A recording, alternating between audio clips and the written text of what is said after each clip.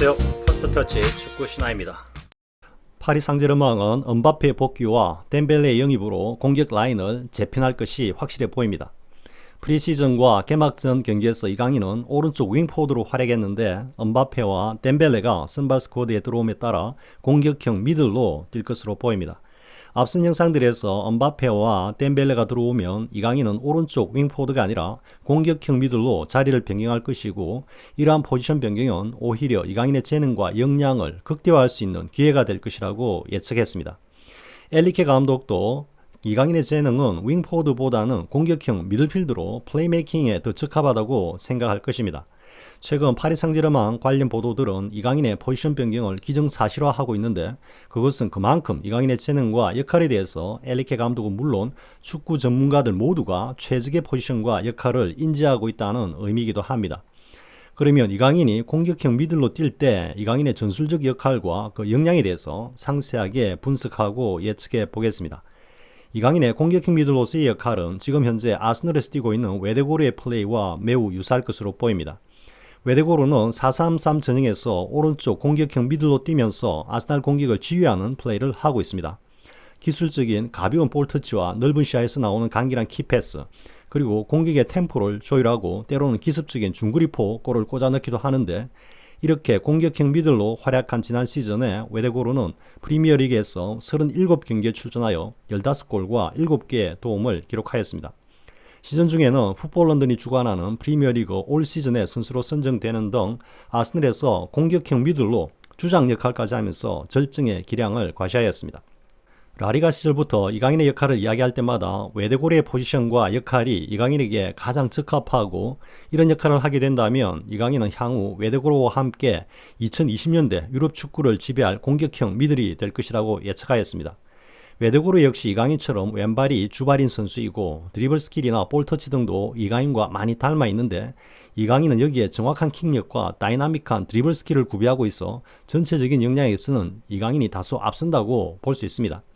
그러므로 이강인이 공격형 미들로 파리 상제르맹에서 제 자신의 역량을 펼치게 되면 이강인은 유럽을 대표하는 공격형 미들로 우뚝 자리 잡을 것이라고 확신합니다.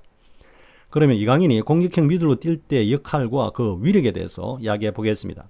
먼저 이강인의 포지션입니다. 이강인은 강팀들이 주로 구사하는 공격 전형인 4-3-3 전형에서 공격을 프로듀싱하는 오른쪽 미들필드로 뛸 것으로 보이고, 이 자리는 바로 아스널의 웨데고르가 뛰는 자리이기도 합니다. 흔히 윙어를 반대발 윙어라 할 때 왼발이 주발인 선수가 오른쪽 윙으로 뛰는 것을 말하는데, 웨데고르와 이강인 모두 반대발 공격형 미들이라고 하겠습니다. 윙어와 공격형 미들을 반대발 유형의 선수를 기용하는 것이 요즘 추세인데, 그것은 윙어들을 사이드에 한정하지 않고 중앙지향적인 움직임을 요구하는 현대 축구 전술에서 윙어들의 크로스 역할에 대해서 슈팅까지 기대하기 때문입니다. 지난 시즌 이런 역할을 가장 잘 수행해낸 선수가 바로 아스날의 웨데고르로 게임 프로듀싱 외에도 중거리 슈팅을 통해서 15골이나 만들어내었던 것입니다. 이강인 역시 이 포지션에서 덴벨레와의 협력 플레이, 그리고 은바페를 향한 크로스 내지는 키패스, 그리고 여기에 대해서 박스 부근에서의 중거리 슈팅을 쏘는 역할을 할 것으로 보이는데, 특히 박스 부근에서의 역동적이고 테크니컬한 드리블과 탈압박은 만약 이강인이 실전에서 성공적으로 수행되면서 득점까지 만들어낸다면 그때부터는 이강인은 메시에 비견되는 선수로 우뚝 올라설 것입니다. 그러면 덴벨레, 은바페와 호흡을 맞추는 이강인의 플레이를 그려보겠습니다. 이강인과 덴벨레 사이의 협력 플레이는 파리 상제르맹 공격 라인에서 이강인의 가장 중요한 역할이 될 것으로 보입니다. 덴벨레 역시 스피디하고 상당한 수준의 기술 축구를 구사하는 공격수이기 때문에 유사한 레벨의 이강인과 호흡이 잘 맞을 것으로 예상해 봅니다. 이강인과 덴벨레의 협력 플레이를 비중순으로 생각해 보면 가장 먼저는 이강인이 덴벨레에게 전진 패스 또는 키 패스를 찔러주는 플레이입니다. 스피디한 덴벨레가 전방 공간을 향해 질주하면 이강인은 그 앞 공간에 정교한 전진 패스를 연결하고, 박스 부근이나 안에서는 중앙을 침투하는 덴벨레에게 키패스를 찔러주는 플레이가 두 선수 사이에서는 가장 중요하고 또 빈도가 높은 플레이가 될 것으로 보입니다. 그리고 이런 플레이의 연장선상에서 이강인과 덴벨레가 원투로 주고받는 빠르고 간결한 패스 플레이가 이어질 것이고, 이러한 플레이는 두 선수의 박스 안으로의 침투에 있어 상당한 위력을 발휘할 것으로 보입니다. 그리고 덴벨레가 엔드라인 근처까지 침투하는 경우에는 이강인과의 컷백 플레이가 기대되는데, 이런 경우를 대비하여 이강인은 보다 간결하고 스윙폭을 줄인 원터치 슈팅을 완벽하게 구비해야 할 것입니다. 이강인의 지난 라리가 데뷔골을 보면 박스 안으로 침투하던 이강인의 발 앞에 컵백승의 짧은 크로스가 이어졌고 이강인은 빠르게 달리는 가운데서도 그것도 오른발로 가볍게 원터치로 골을 만들었습니다. 라리가에서 특히 발렌시아 시절에는 이강인이 출전 기회를 거의 잡지 못했기 때문에 이런 플레이를 지속적으로 가져갈 수 없었지만 파리에서는 이강인이 지속적으로 출전하게 된다면 앞으로 이강인의 이런 플레이와 골 장면을 다수 볼 수 있을 거라고 기대합니다. 그리고 필요에 따라서는 덴벨레와 스위칭을 통해서 이강인이 윙어 역할을, 그리고 덴벨레가 중앙 지향적으로 박스 안으로 침투하는 플레이도 예상이 됩니다. 두 선수 모두 순간 스피드가 좋고 특히 기술적으로 매우 뛰어나기 때문에 두 선수 사이의 이런 스위칭 플레이가 상당한 위력을 발휘할 수 있어 보이고, 그렇게 되면 이강인과 덴벨레 조합은 유럽 최강의 듀오가 될 수 있을 것으로 보입니다. 아스날의 경우 웨데고로와 사카가 이런 조합을 이루면서 지난 시즌 전반기에 승승장구를 이끌었는데, 이강인과 덴벨레는 웨데고로와 사카의 조합보다도 더 창의적이고 다양한 공격 패턴을 만들어낼 것으로 기대됩니다. 이강인이 웨데고로보다 좀 더 창의적이고 덴벨레 퍼포먼스는 사이드라인을 주로 타는 사카보다는 중앙 지향적이면서 그 활동 범위가 넓기 때문에 이강인과 덴벨레가 만들어내는 공격 패턴은 보다 더 다양한 형태를 띌 것으로 보입니다. 다음은 반대편 윙으로 뛸 것이 확실한 음바페와 이강인의 호흡입니다. 음바페는 중앙 스트라이크보다는 사이드에서의 윙어 역할을 보다 선호하는데, 그것은 음바페가 자신의 스피드를 살리고자 하는 측면에서는 너무도 당연하다고 하겠습니다. 그러므로 음바페는 이전에 네이마르가 주로 뛰던 왼쪽 윙포드로 뛸 것으로 보이고, 이렇게 스피드를 장점으로 하는 음바페는 이강인으로서는 매우 좋은 공격 파트너가 될 것입니다. 이강인과 음바페가 만들어내는 전형적인 공격 패턴은 왼쪽 공간을 빠르게 침투하는 음바페를 향한 이강인의 정확한 크로스 패스 또는 전진 패스의 연결일 것입니다. 정확한 킥력에 넓은 시야를 겸비하고 창의적으로 공간을 만들어내는 이강인의 롱크로스 내지는 긴 전진 패스는 음바페의 역량을 더욱 효과적으로 이끌어낼 것으로 보입니다. 그리고 음바페가 박스 안으로 침투할 때 이강인의 낮은 크로스 또는 그라운드 볼의 키패스 역시 이강인과 음바페의 주요한 공격 패턴이 될 것으로 보입니다. 음바페 역시 기술적으로 뛰어나고 특히 아크로바틱한 동작으로 골을 만들어내는 역량을 가지고 있기 때문에 이강인의 이런 플레이를 더욱 돋보이게 할 수도 있습니다. 음바페와 덴벨레와의 호흡 외에도 이강인의 장기인 드리블과 탈압박을 통해서 이강인이 솔로 플레이로 공격 포인트를 만들어내는 경우도 무척 기대가 됩니다. 즉 마요르카에서 이강인이 현란한 솔로 플레이를 보여주거나 할 때 그런 플레이가 사이드라인 부근에서만 그칠 것이 아니라 박스 부근 또는 그 안에서도 그런 플레이를 할 수 있어야 한다고 주문하였습니다. 물론 이강인의 역량이 부족하여 그런 지역에서 그런 플레이가 불가능했다는 것이 아니라 마요르카라고 하는 팀 전력의 제약상 박스 부근이나 중앙에서의 공격 찬스를 아껴야 하는 필요성 때문에 그런 플레이를 자제한 것이었고, 이것은 오히려 바람직한 것이기도 했습니다. 그러나 지금은 파리 상제르맹이라고 하는 강팀에서 핵심 공격 미들로서 뛰는 이강인이기 때문에 이런 플레이를 할 수 있는 기회도 많아질 것이고, 또 그런 시도를 할 수 있는 여유도 있기 때문에 간혹 이강인은 이런 솔로 플레이를 박스 부근에서 시전하면서 자신의 역량과 존재감을 크게 각인시키는 것도 필요하다고 봅니다. 그리고 팬들 입장에서는 골이 터지는 장면 못지않게 이강인과 같은 현란하고 아크로바틱한 솔로 플레이에 매료되는 성향이 강하기 때문에 비록 매번 성공하지 못한다고 해도 이강인의 이런 플레이는 팬들의 뇌리에 강하게 자리 잡으면서 이강인에 대한 인지도와 인기도를 높여줄 것이기 때문입니다. 이강인의 이런 솔로 플레이의 가장 대표적이면서 동시에 가장 기대되는 플레이는 바로 드리블 돌파 및 그에 이은 슈팅입니다. 마요르카 시절 이강인의 이런 솔로 플레이는 사이드라인 근처에서만 주로 보여주었고 한두 번 박스 부근에서 드리블 돌파를 볼 수 있었는데, 파리에서는 경기당 한 번 정도 이상은 그런 솔로 플레이를 박스 부근에서 시도하는 것을 기대해 봅니다. 왜 그렇게 박스 부근에서의 이강인의 솔로 플레이를 강조하는가 하면, 이런 플레이는 일단 팬들에게 엄청나게 강한 이미지를 심어주기 때문입니다. 지네딘 지단의 마르세유 유턴, 마라도나의 다이나믹한 드리블, 메시의 간결한 드리블에 이은 기술적인 슈팅과 골 등 이런 플레이는 각 선수들의 시그너처로 모든 축구 팬들에게 깊이 각인되어 있으면서 이들 선수들을 최고의 선수들이라고 평하고 있습니다. 지금 현재 유럽 축구에서 박스 안으로 드리블 돌파를 시도하고 또 성공적인 결과를 이끌어내고 있는 선수는 극히 드뭅니다. 레알의 비니시우스가 사이드에서 박스 안을 향한 위력적인 드리블을 자주 치기는 하지만 박스 안까지 침투하여 골로 연결시키는 장면은 아직은 거의 볼 수 없습니다.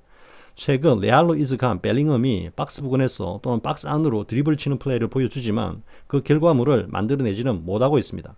여기서 그 결과물이라는 것은 메시를 떠올리면 쉽게 이해가 될 것입니다. 현란한 듯 간결한 드리블, 그리고 그에 이은 역시 강력하지 않은 듯 하지만 송곳처럼 꽂히는 골, 이런 일련의 퍼포먼스를 지금 현재 솔로 플레이로 만들어내는 공격수는 없다고 해도 과언이 아닙니다. 이강인의 경우 흔히 메시와 비견되고 특히 파리에서 그 활약과 퍼포먼스 수준에 따라 어쩌면 메시 레벨로 비상할 수도 있는 역량을 가지고 있기 때문에 이강인의 이런 솔로 플레이가 성공적으로 골로 이어진다면 그때부터는 이강인은 슈퍼스타로 곧바로 비상할 것입니다. 그리고 이러한 솔로 플레이를 완성하는 데 있어 이강인에게 절대적으로 필요한 것은 간결한 슈팅력일 것입니다. 사실 이강인이 발렌시아 시절에는 이러한 슈팅을 시도할 기회가 거의 주어지지 않았다고 할 수 있습니다. 물론 몇 번의 중거리 슈팅 시도가 있었고 골대를 맞춘 적도 몇 번 있었지만 주전 공격수가 아니었기 때문에 이러한 기회는 극히 제한적이었습니다. 마요르카에서도 이강인은 주로 사이드에서 중앙에 무리키를 향한 크로스에 주력했고 따라서 중앙 박스 부근에서 슈팅을 때릴 기회는 역시 거의 없었습니다. 그러다 보니 이강인의 슈팅 역량에 대해서는 드리블 등에 뛰어난 다른 역량에 비해서 매우 과소평가되고 있는 것이 사실입니다. 그러나 일단 이전 팀들에서는 그런 기회가 거의 없었고 또 피지컬적으로 아직은 완성되지 않은 상태였기 때문에 슈팅의 위력 역시 조금은 부족해 보인 것은 사실입니다. 그러나 이강인의 기본적인 역량, 즉 볼터치와 킥력 등을 보면 이강인의 슈팅 역량 역시 매우 훌륭한 포텐셜을 가지고 있다고 보이고 이런 역량이 이제부터는 실전을 통해서 경험이 쌓인다면 언젠가는 폭발할 시점이 있을 것으로 기대합니다. 이강인의 나이로 보아 슈팅의 피지컬적 파워는 일단은 최대치에 이르렀다고 보면 여기에 이강인 특유의 볼터치 스킬이 가미되어 슈팅력의 완성을 이룬다면 이강인이 쉽게 중거리포로 골네트를 가르는 장면을 볼 수 있을 것으로 기대됩니다. 중거리 슈팅이나 박스 안에서의 슈팅에서 모두 가장 중요한 것은 빠른 슈팅 타이밍입니다. 상대 수비에 방어가 들어오기 전에 슈팅을 때리는 것은 절대적으로 필요하고 따라서 보다 빠르고 간결한 슈팅이 되어야 하는데 이강인은 아직 실전에서 이런 슈팅 경험이 거의 없다 보니까 지금은 슈팅 타임이 조금 늦어 보입니다. 중거리 슈팅이든 드리블에 이은 슈팅이든 어떤 슈팅 자세에서든 슈팅의 스윙폭을 가능한 짧게 가져가면서 몸에 힘을 빼고는 발목을 활용한 임팩트만으로 슈팅을 때리는 테크닉을 완성하는 것이 필요하다고 봅니다. 이런 멋진 슈팅으로 골네트를 찢는 이강인의 퍼포먼스를 기대해 봅니다. 다음은 모두가 잘 알고 있는 이강인의 오프더볼 역량입니다. 코너킥과 프리킥에서 이강인은 프리시즌에서 보았듯이 계속해서 키커 역할을 할 것으로 보이는데 여기에 욕심을 더하자면 직접 프리킥에서 이강인이 골로 연결시키는 장면입니다. 아직까지는 직접 프리킥 골을 보여주지 않고 있어서 과연 이 역할까지 엘리케 감독이 부여할지는 미지수이지만 이강인이 만약 실전 경기에서 중거리포 골을 성공시키게 된다면 이강인에게도 이런 역할이 주어질 수 있을 것입니다. 음바페와 덴벨레라고 하는 프랑스 국가대표의 핵심 공격수인 이른바 프렌치 커넥션이 파리를 지배할 것으로 보이고 이런 환경에서 이강인에게 이런 역할까지 기대하는 것은 무리한 것처럼 비치겠지만 이강인의 재능과 역량을 감안해 볼 때 아주 특별한 사유가 아니라면 음바페와 덴벨레 역시 이강인을 인정하고 협력할 것으로 예상합니다. 프로의 세계에서는 일단 무조건 실력입니다. 이강인의 실력, 즉 재능과 역량은 파리 상제르맹 선수들 가운데서도 발군이라고 생각합니다. 프로 축구 선수라면 볼 터치만 보아도 그 선수의 레벨을 곧바로 알 수 있습니다. 이강인의 볼 터치 수준은 유럽의 프로 축구 선수들 사이에서도 최고의 퀄리티입니다. 모두를 이강인의 이런 재능 앞에서는 일단은 인정하고 들어올 것이고 여기에 극단적인 경쟁 관계가 아니라면 이강인과의 협력을 필요로 할 것입니다. 정리하면 이강인의 포지션 변화는 이강인 본연의 자리를 되찾은 것이라고 할 수 있습니다. 윙어보다는 공격형 미들로 뛸 때 이강인이 가지고 있는 모든 재능과 역량을 100번 발휘할 수 있다고 보기 때문입니다. 최전방 윙어라면 사이드를 돌파하면서 크로스를 올리는 것이 주된 임무지만 현대적 윙어들은 또한 다수의 골도 만들어내는 임무를 지고 있기도 합니다. 그러므로 이강인이 윙으로 뛴다면 골에 대한 부담이 없을 수 없는데 공격형 미들로 뛰면서 골에 대한 부담을 다소 줄일 수 있고 한편 또 어떤 면에서는 공격형 미들로 뛰는 것이 아스날의 외대고로처럼 더 많은 골을 만들 수도 있다고 봅니다. 이제 이강인은 본인의 자리로 돌아왔고 그러면 이어서 U20 월드컵에서 18살의 나이로 메시에 이어 골든볼을 수상했던 그리고 그 이후 메시가 세계 최고의 선수로 자리 잡은 것처럼 또 다른 이강인의 본인의 자리로 돌아오는 그 첫걸음이 이번 파리 상제르맹에서의 이강인의 첫 시즌이 될 거라고 확신합니다. 이강인 파이팅! 시청해주셔서 고맙습니다. 구독과 좋아요를 주신 분들께 감사드립니다. 고맙습니다.